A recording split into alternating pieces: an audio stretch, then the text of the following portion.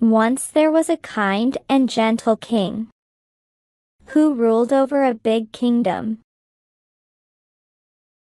He cared a lot about his people to make sure everyone was happy and had what they needed. He would often travel to faraway towns and villages. He loved visiting these places, meeting his people, and checking that all was well. In the capital city, he would spend time listening to anyone who had a problem or worry. The king truly wanted the best for his kingdom,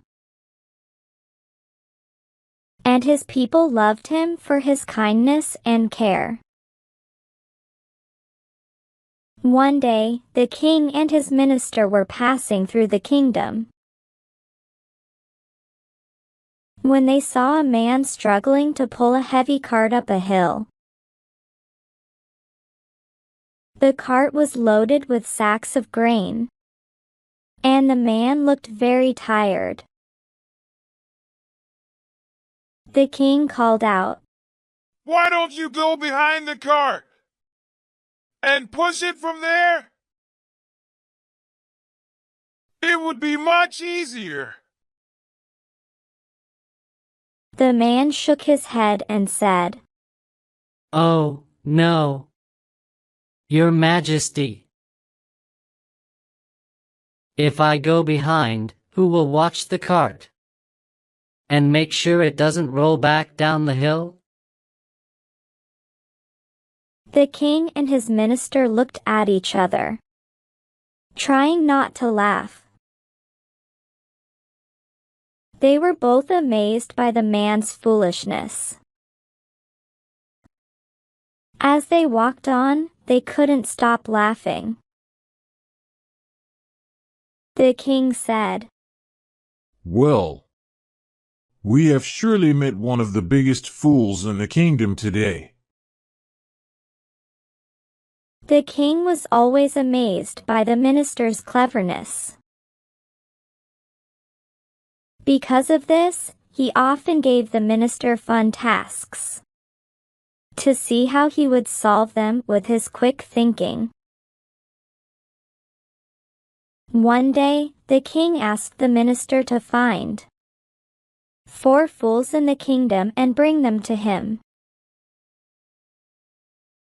The minister was a bit confused, but later amused by the task.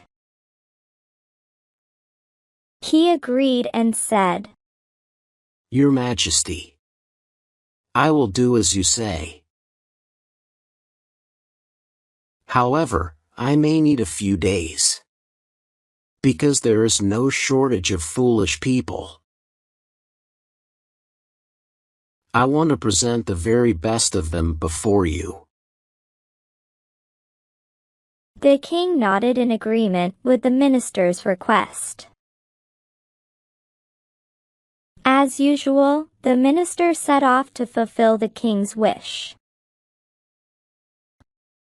As he wandered through the palace gardens, he saw a man balancing a large plate filled with an assortment of sweets, fruits, and treats. The man looked a bit wobbly as he carefully carried this burden. The minister approached him and asked, "Excuse me. Who are you taking all these delicious things to?" The man sighed heavily and replied, "Ah, sir, my wife has left me for another man. She has even welcomed a baby boy into the world with him. I'm carrying these gifts to her, hoping she will come back to me." The minister was surprised and asked, You think giving sweets will change her mind? He asked, trying to hold back a laugh. Yes, indeed. Perhaps if she sees how loving I am, she will remember the good times we had and come back to me. The man said. The minister smiled at the man's foolish belief. It was clear he was blinded by love. You should come to the royal court tomorrow morning, so the king can hear your story. The minister said. The man nodded and left. Then, the minister continued his search for the second fool. This time, he stepped out of the palace and wandered into the fields. There, he saw a man trying to ride a buffalo while balancing a big bundle of grass on his head. He went to that man and asked, Hello. I noticed you are having a tough time riding that buffalo. What is the matter? Why don't you just tie the bundle grass at her back? The man looked worried and said, Well, sir, my buffalo is pregnant. I can't just throw the bundle on her back. That wouldn't be kind. That is why I'm carrying it myself. The reply was enough for the minister to decide the second fool.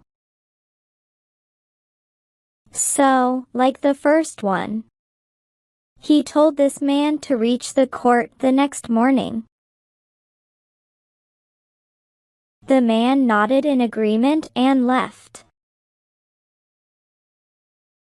As the minister continued his search for fools,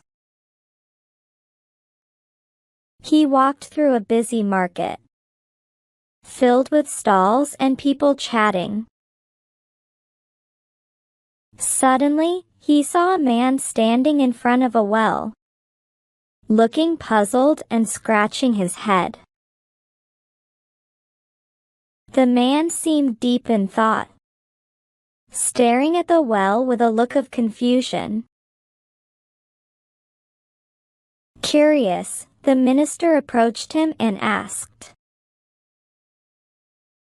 What are you thinking so hard? The man looked up and said, I can't decide whether to draw water from the well or wait for it to rain. If it rains, I won't have to work for it. The minister smiled at the man's silly reasoning. The minister then instructed the man to come to the court the next day. As the minister continued his search for the fourth fool,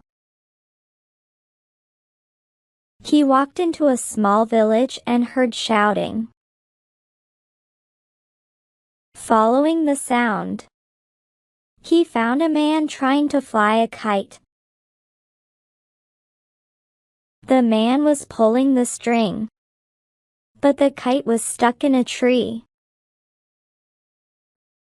Instead of climbing up to free it, he was shouting at the kite.